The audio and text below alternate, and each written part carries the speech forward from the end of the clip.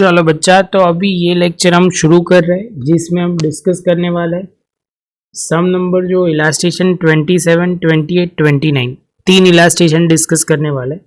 तो इसमें पढ़ना शुरू करते हैं। If the demand function of pizza p is equal to 150 minus 4x, then find out the marginal revenue. What is the demand if 3 pizza and interpret it.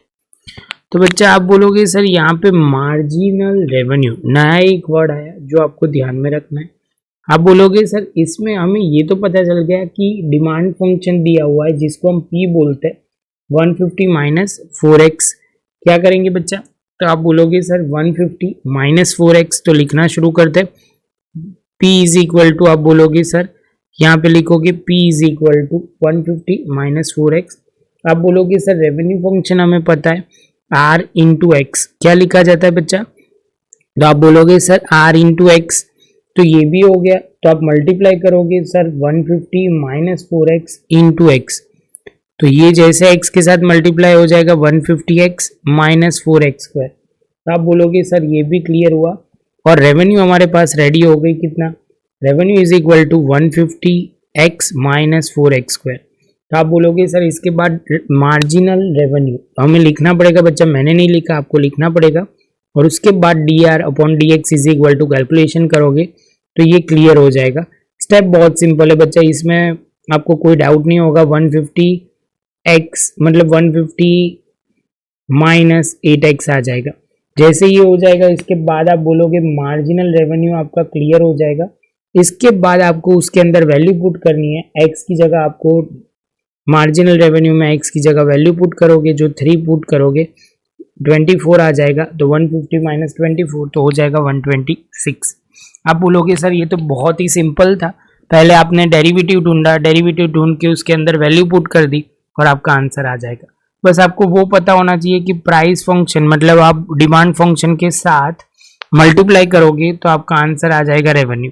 Same way आप शुरू करोगे बच्चा, तो यहाँ पे आप ध्यान रखोगे, यहाँ पे आप लिखोगे if the demand function of commodity दिया हुआ है और आप बोलोगे find out the marginal revenue when the price is 30। तो आप बोलोगे सर यहाँ पे आपको इन्फॉर्मेशन के हिसाब से वैल्यू पुट करनी है। Demand function is equal to आप बोलोगे सर यहाँ पे लिखेंगे x is equal to 50 minus p upon 2। आप बोलोगे फिर से सर p के फॉर्म में हमें लाना है। कौन से फॉर्म में, p के फॉर्म में, डिमांड फंक्शन के फॉर्म में लाना है। तो आप बोलोगे सर सिंपली हम करेंगे यहाँ पे x को मल्टीप्लाई के साथ तो 2x हो जाएगा। कितना हो जाएगा 2x, यहाँ पे 50 माइनस p को दूसरी साइड लाएंगे तो p is equal to 50 minus 2x। तो ये हमारा पहला पॉइंट क्लियर हो गया। अभी आप बोलोगे सर यहाँ पे हम रेवेन्यू फंक्शन लिखेंगे। Revenue function is equal to p into x, p into x हो जाएगा। तो आप बोलोगे sir 50 minus 2x into x करोगे तो 50x माइनस 2x स्क्वायर हो जाएगा। जैसे ये पॉइंट x स्क्वायर आ जाएगा तो आप बोलोगे सर रेवेन्यू फंक्शन के बाद अब मार्जिनल रेवेन्यू हम कर सकते हैं। तो आप बोलोगे मार्जिनल रेवेन्यू का फंक्शन सॉल्व करते ही आप बोलोगे सर ये हो जाएगा 50 माइनस आप बोलोगे माइनस 2 इंटू 2, आप बोलोगे सर यहाँ पे हो जाएगा 4, ये सॉल्व किया तो 50 माइनस 4x आ जाएगा। तो ये क्लियर हो जाएगा। तो आप बोलोगे सर ये क्लियर होने के बाद आप बोलोगे सर यहाँ पे जो है x की जगह कितना रखेंगे 10 रखेंगे। कितना बोला हुआ है x की जगह, आप बोलोगे सर ये आप बोलोगे सर 10 है तो 10 लिखना पड़ेगा। तो ये आप बोलोगे सर यहाँ पे आपने थोड़ा जल्दी जल्दी में वैल्यू गलत लिख ली है, तो आप बोलोगे x की जगह 10 लिख देंगे। तो फिर से वही स्टेप को हम प्रॉपर करते हैं। तो x इज इक्वल टू 10 लिखते ही आप बोलोगे सर यहाँ पे हो जाएगा कितना, तो चलो लिखना शुरू करते हैं तो क्लियर हो जाएगा। तो यहाँ पे हम लिखेंगे 50 माइनस p। अभी बच्चे यहाँ पे जो एक ध्यान में रखना है वो पॉइंट बहुत ही इंपॉर्टेंट है। यहाँ पे आपको प्राइस पूछा गया है, प्राइस ये बोला हुआ है मार्जिनल रेवेन्यू ढूंढनी है। तो आप बोलोगे सर यहाँ पे हम लिखेंगे, ये लिखना शुरू किया, x की जगह वैल्यू पुट की हमने। तो आप बोलोगे ये 4x, यहाँ पे हमने कर दिया 10। बच्चा यहाँ पे x की वैल्यू पहले फर्स्ट ऑफ ऑल हमने ढूंढी, उसके बाद आप बोलोगे सर आपने क्या ढूंढा, तो आप बोलोगे सर इसके बाद अभी हम वैल्यू पुट कर रहे हैं, वो मेन पॉइंट है। ये आपको क्लियर हो जाता है तो बच्चा वो बहुत इंपॉर्टेंट पॉइंट है। फिर से एक बार बोल रहा हूँ, पहले हमने x की वैल्यू पुट की क्योंकि इस बार हमें p दिया गया था, p मतलब प्राइस और हमें x ढूंढना था। तो बच्चा ये ध्यान में रखना, इंटरप्रिटेशन आखिर में लिखना पड़ेगा। एक प्रोड्यूस एक्स्ट्रा जो भी बोला है उससे एक आगे लेना है, तो 11th unit it is approximately 10, वो ध्यान में रखना है, कॉस्ट होगी आपकी। तो इसके साथ बच्चा हमारा ये 28 नंबर का इलास्ट्रेशन क्लियर हो जाएगा। आप बोलोगे सर 29 इलास्ट्रेशन में दिया हुआ है cost function of commodity C is equal to दिया हुआ है where X is a number of unit produce, find out the marginal cost when the production is 50 units. तो आप बोलोगे सर यहाँ पे मार्जिनल कॉस्ट ढूंढनी है, कॉस्ट फंक्शन सीधा दे दिया है, तो को लिखोगे C इज इक्वल टू 5, आप बोलोगे 5x² प्लस 6x प्लस 2000, पहले ये लिख लोगे बच्चा। इसके बाद आप बोलोगे marginal cost is equal to DC upon DX is equal to 10x plus 6, 10x plus 6 ये हो जाएगा। तो इसके साथ हमारा पहले हो जाएगा। इसके बाद आप बोलोगे सर अभी मार्जिनल कॉस्ट के अंदर वैल्यू पुट कर दो, x इज इक्वल टू 50, तो x is equal to 50 value जैसे पुट करते हो बच्चा, तो आप बोलोगे सर यहाँ पे हो जाएगा 500 प्लस 6 तो होगा 506, the cost of produce 51 unit is approximately 506। तो बच्चा इसके साथ हमारा ये पॉइंट खत्म हो जाएगा।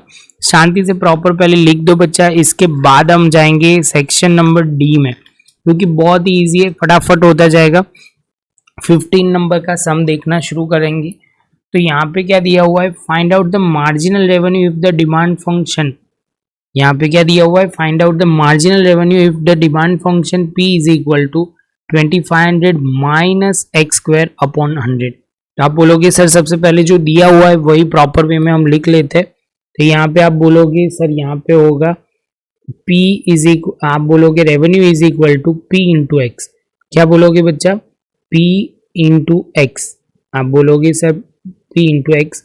तो यहाँ पे आप बोलोगे P की जगह वैल्यू पुट करोगे 2500 x² अपॉन 100 और इंटू आप बोलोगे x। तो जैसे ही आप बोलोगे सर यहाँ मल्टीप्लाई होगा तो 2500 इंटू करोगे x के साथ, तो यहाँ पे x³ अपॉन 100 हो जाएगा। जैसे ये पॉइंट कंप्लीट होता है तो आप बोलोगे सर यहाँ पे हो जाएगा 2500 और यहाँ पे आप बोलोगे सर ये लिखने में इजी हो जाए इसलिए मैंने दोनों तरीके से लिख दिया। आप बोलोगे अपॉन 100 दो तरीके से रिप्रेजेंट कर सकते हैं।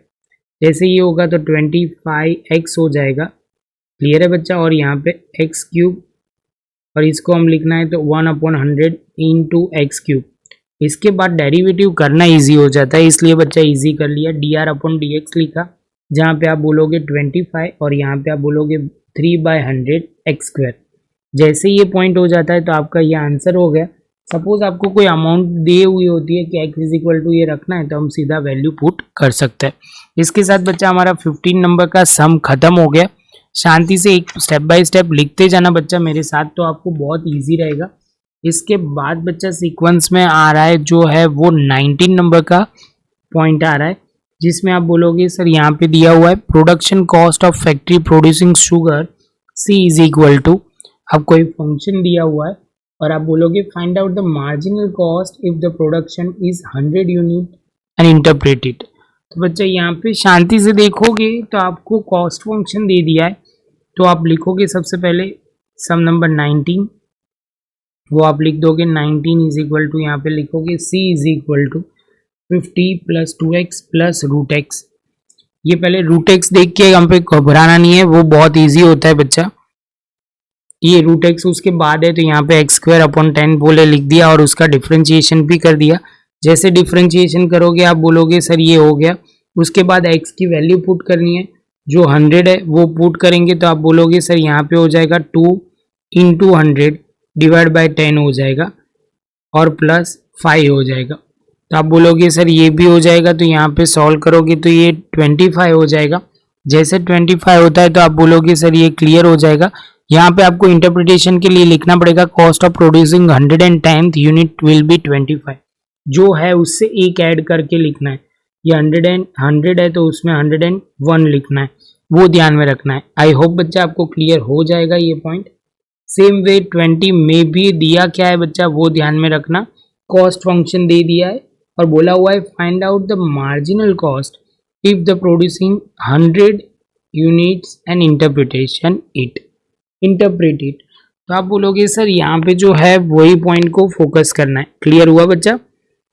तो आप बोलोगे सर सिंपल वे में आपको पहले तो जो सम में दिया हुआ इन्फॉर्मेशन को उसको प्रॉपर वे में अरेंज मतलब ये लास्ट में रूट दिया हुआ है, रूट एक्स क्या दिया हुआ है बच्चा, जो रूट एक्स दिया हुआ है उसको प्रॉपर तरीके से हमें करना है। तो फर्स्ट ऑफ ऑल लिखना शुरू करते हैं।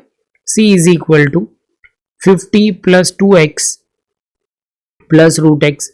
तो आप बोलोगे सर इसको प्रॉपर करने के लिए हम लिखेंगे c इज इक्वल टू, आप बोलोगे सर यहाँ पे c इज इक्वल टू बोलेंगे 50 प्लस 2x प्लस 1/2 x का x की पावर 1/2। तो यहाँ पे होगा 0, यहाँ पे 2 और यहाँ पे हम लिखेंगे 1/2 लिख दिया और उसमें से माइनस करेंगे तो 1 माइनस 2 तो हो जाएगा 1/2 माइनस में आ जाएगा। तो यहाँ पे लिखेंगे आप बोलोगे प्लस में 1/2 और x की पावर -1/2। जैसे ही ये स्टेप क्लियर होता है तो आप बोलोगे x की वैल्यू सर 100 पुट कर दो।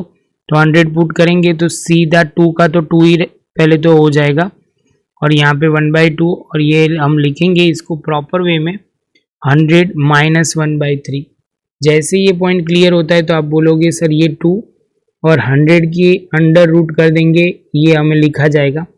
यहाँ से आगे जाना है तो भी हम जा सकते हैं। तो 2 प्लस आप बोलोगे सर ये 2 और यहाँ पे 10 हो जाएगा। तो आप बोलोगे सर ये हो जाएगा 20, ये 40 हो जाएगा बच्चा, 40 प्लस 1 हो जाएगा 41 डिवाइड बाई 20 हो जाएगा और हमारा आंसर आ जाएगा। तो ये बच्चा इसके साथ आप बोलोगे 20 हमारा क्लियर हो जाएगा। तो इसके साथ आपको कोई कंफ्यूजन नहीं आएगा। डिवाइड करोगे तो 2.05 आ जाएगा। तो आपको लिखना है तो लास्ट में आप लिख सकते हो कि यहाँ पे एक line the cost of producing 101 the unit cost will be 2.05। कितना होगा बच्चा 2.25। इसके साथ बच्चा हमारा बेसिक पॉइंट ये क्लियर हो जाएगा। यहाँ पे आप बोलोगे सर सेक्शन सी में जो सम मैंने लिखे हुए हैं वो आप आराम से कर सकते हो बच्चा, बहुत ही इजी है। प्रॉपर नोटबुक में लिख लो, क्लियर कर लो। कंसेप्ट हमने बहुत ही प्रॉपर किया है। मार्जिनल वर्ड आए तो आपको ध्यान में रखना है। इसके साथ बच्चा हम यही लेक्चर खत्म करते हैं। वीडियो अच्छा लगा हो तो लाइक शेयर सब्सक्राइब जरूर करें। मिलेंगे नेक्स्ट लेक्चर में नए एक वीडियो के साथ, नए एक टॉपिक के साथ।